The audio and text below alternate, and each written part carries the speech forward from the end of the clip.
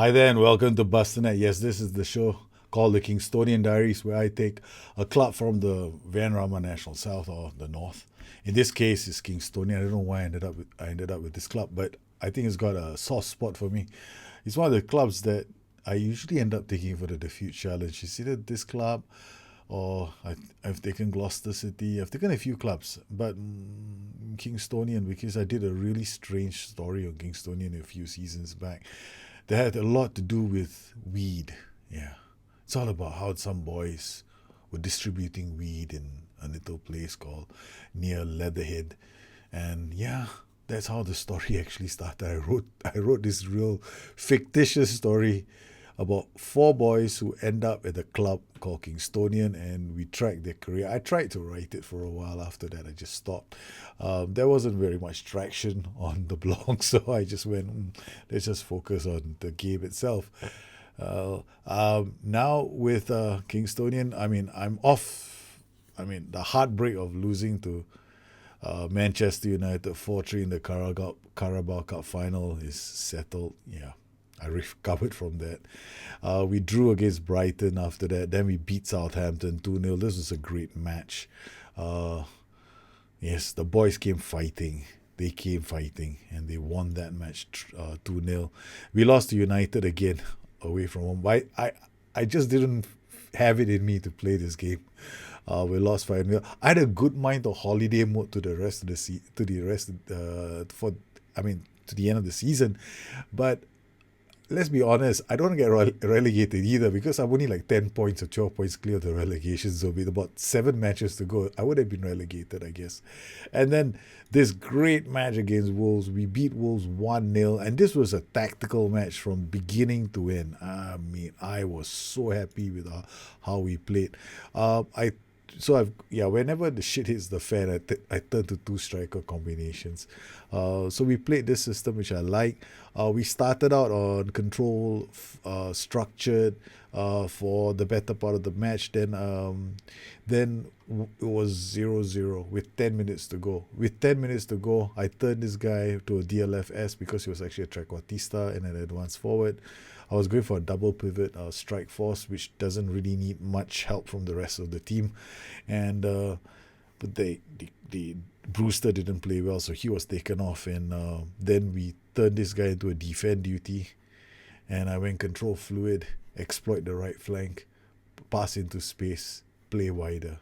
We got the one goal that we needed, and we held on for the win. I was really happy with the way we played.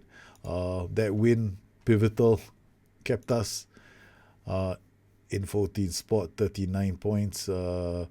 Managed. We're still quite away from being a club that can get into Europe. We've had some big defeats this season. We've lost to United by 5 goals. We lost to Spurs. That was a classic 4-3 match. We've had some heartbreak defeats where I took the lead and conceded the last possible minute, 2 goals or something like that. Disappointed there. Watford are very strong. This team is very, very strong. Seriously strong. I don't know what's happened. They're a 4-star. They have a 4-star reputation. Wolves have a 3.5-star reputation. Crystal Palace, well, they have a 3.5-star reputation, and Kingstonian, well, we're getting there. We're still a 3-star club. What we need is a few more ex-internationals playing for us. That will help. A better, bigger stadium. For some strange reason, my board wanted to go to leave Selhurst Park and move into a stadium that's smaller, which is a factor gate receipts. They aren't too intelligent, but hell, man, this is the game. And we are hoping to be okay this season. I'm pretty sure that we'll be fine. We've done pretty well compared to other teams like Swansea. Swansea, well, they've been ding donging between the leagues, and we're in the same league table. We're in the same league at the moment, rather. And Swansea, well, they were newly promoted this season, and they've been at the bottom of the table the whole season. Compared to, you got Bournemouth as well, West Brom. They were okay for a while, then they fell into the relegation zone. We well, we've been hovering close to the relegation zone, but we managed to pull ourselves out of this, and we stayed clear of the relegation zone for the better part of the season. Now, this club, which is Liverpool, which is the club I support, has been playing like crap. They need a new manager. I mean, they had a very bad start to the season. They were flirting with the relegation zone for a while. Then they got out of that and they managed to pull themselves out. And well, now they're sitting in mid-table. Their last game were credible. I mean, they did well against Arsenal. Right? Arsenal are running away with the title. They've got United breathing down their neck. So these two clubs are just racing towards the end of the season. So these two clubs its title is gonna be between these two. Chelsea, well, Roman Abramovich is still the owner of this club. I do not know if he's a UK citizen yet, but apparently he's pretty pissed off at the moment in real life. And he's halted development of the stadium. Wow. I mean, I can't understand why anybody would do that to Roman. I mean, okay, yeah, there is some backstory to Roman Abramovich as well, so that could be the reason why his visa was not extended. And here, meanwhile, we've got this big match now between Kingstonian and Liverpool, and this is the tactic. I sometimes use a trequartista, sometimes I use a DLFS and a poacher, sometimes use a DLFS and whatchamacallit, DLFS poacher, DLFS advanced forward, trequartista advanced forward, DLFS defensive forward. Yeah, those are the various combinations I choose. You're on defend duty. This will have to do. It's a big risk I'm taking against Liverpool. Yeah, it's a big risk. I don't expect to win this game, so this could be the match where I get hammered 8-1. Oh yeah, okay, we're getting hammered 8-1. That is so sad. Well, team talk time. We've got nothing to lose. Let's enjoy ourselves. I don't think we're gonna win this game. In fact, I seriously think we're gonna get clobbered in this game because Liverpool have some very strong defenders. They've got this guy here. He's almost impossible to get around him. Rekic.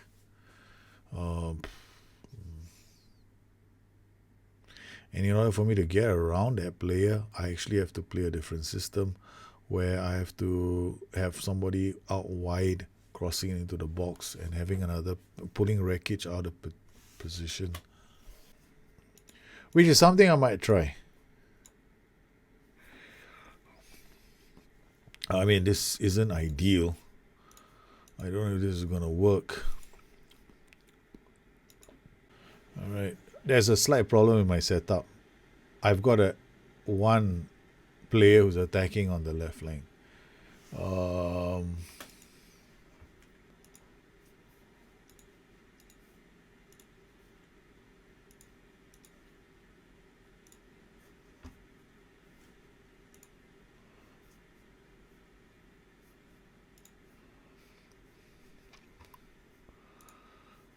Okay, so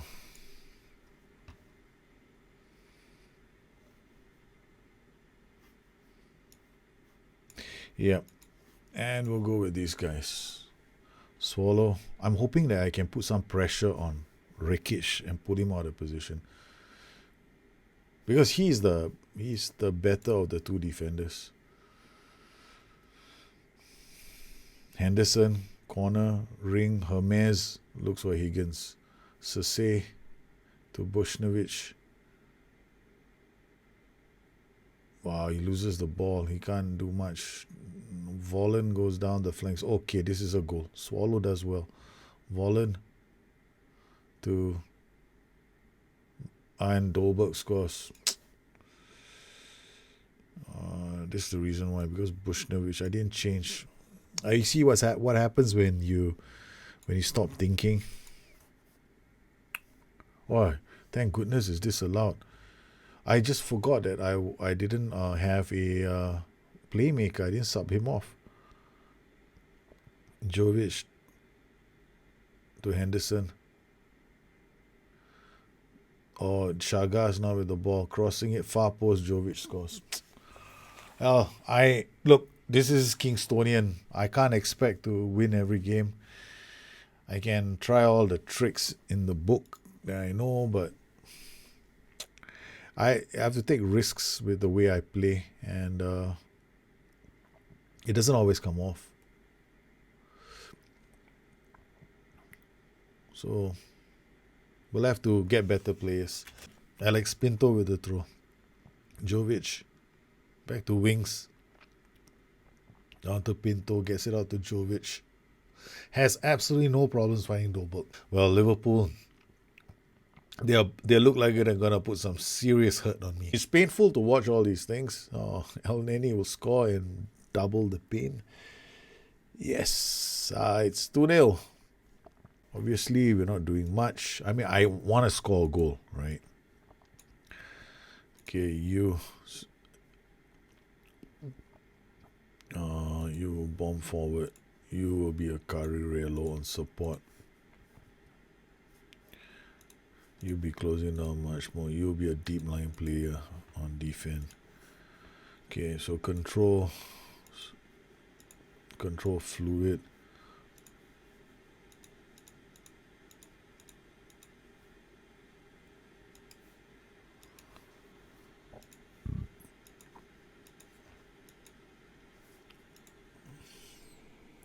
Well, I'm going to try a different tack. Chances are we're going to lose this game, but it's a good time for me to find things out by my own team and what else we can do. Whether or not... because this 4-3-3 is probably going to destroy me now. Because I'm playing a narrow system like a 4-1-3-2, and I've given away the flanks, which is something that you don't do. You know, it's in the book, don't do this. Do not do this, but I'm doing it on purpose. Something tells me that we're going to lose by a huge amount. And if we do, then, yeah. I want to see whether we can do different things. I mean, when I'm losing a game, this is what I do. I'll try things out. It's a good time for me to tweak and learn more about my team. Start second half. 3-0 down. All we needed were 3 points to guarantee safety, but we haven't been able to do that. It's okay. We still have a chance of winning 3 points in our match against Crystal Palace, failing which I think a point will be enough, because we I don't believe that we're going to get relegated. So we're probably going to finish in 15 or 16 spot. The worst case scenario. The best case scenario, same as last season, 14. Ring with the ball. Finds a Hermes. Yes! The boys can do well. The thing about me is this: I need to find out. Whenever I'm losing, I will try things out. If I think the match is gone, then I will try to see whether or not the boys can switch to another system to play. I know my 4-1-3-2, and it looks like they might be able to. Henderson with the ball. Rekic has been annoying. We'll bring on Pontiso for Evran Karadenis, who doesn't really fit into this system. And that's another headache for me. I spent all that money on Karadenis. Now I have to think that he can play well in a 4-3-1-2 or a 4-1-3-2. Looks like that's what I'm going to be doing next season. Henderson again, crossing it. Jovic can't do much with that. Sase is not having a good game. We'll take him off. It's the last substitute to bring on Traore. Corner taken right into the hands of Bettinelli. So crosses we can handle, right? Okay, so definitely going 4-1-3-2, 4-3-1-2 next season. We're going to build a team for that. Hamare to Price, back to Hamare. Out he goes to Hermes. Hermes looks around for options, finds Pope. Pope is away. Pope's inside the box. Okay. Yes. All right, 3-1. Not too bad. Not too bad. There's still light at the end of the tunnel. And I suspect that while we did not play too well, since, I'm the manager that screwed up. So we didn't play too well. We're back on 15. We're now 9 points away from the relegation zone. And mathematically, no, 10 points, 369. We're not ready. We're officially safe. Yes, we are officially safe. 369. And the relegation zone is, 27, 30. Okay, there's a chance that we can get dragged into a relegation dogfight still, because these guys can end up on 30 points. But very slim chance that we will go down. There's no chance in hell. We are safe. I can say now that we are safe. We don't need to worry about the next couple of games. A draw will be enough. And I can now experiment to the end of the season. I can play a 4-1-3-2. I can play a 4-3-1-2 for my matches against the rest of these teams in preparation for our following season. So this is me typical. This is typically me when I'm doing this. So we go back, start playing with our 4-3-1-2 and our 4-1-3-2. We'll get ready for next season. So now we're gonna find out what we can do to tweak our systems, because then start looking for players that can fit into the systems. So this is gonna be something that I plan to do this season. And if I can find the players, chances are most of the players are already here, and I just need to tweak, get one or two more players in. I need one champion in midfield, so that's all. So the hunt is on for a deep line playmaker, or somebody who is basically the hatchet man in midfield, who can really hold the team together. That is what we're missing, because all I have is this guy, Liam Coyle, who's okay, not too bad. He might be good enough for that position, but his passing, his vision isn't nearly as good as I'd like. So we now have to start training him as a deep line playmaker.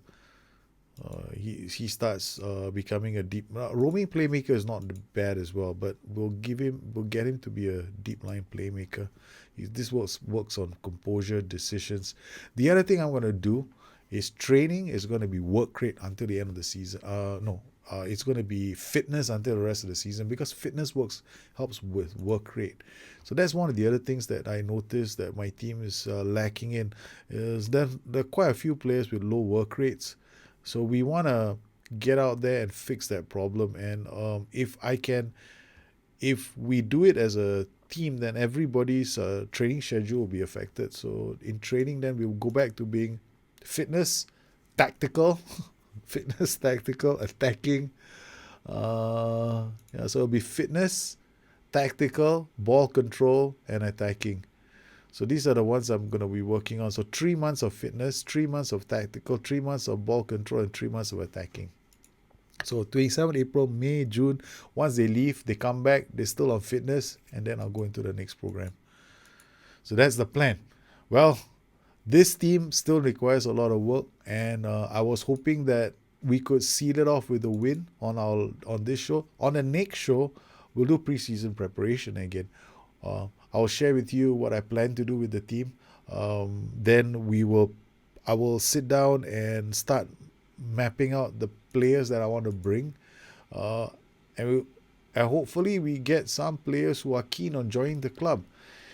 Now, this is becoming a big challenge for me. I haven't had this problem before in the game, where I can't get my team into the Champions League. It's the first time it's happened, and it's a surprise, because kind of been able to get promoted and end up in Europe in my second season, but this is the first time I'm still flirting with relegation, which has made this game very interesting, because the problem with Football Manager in the old days was I could never ever continue playing after April.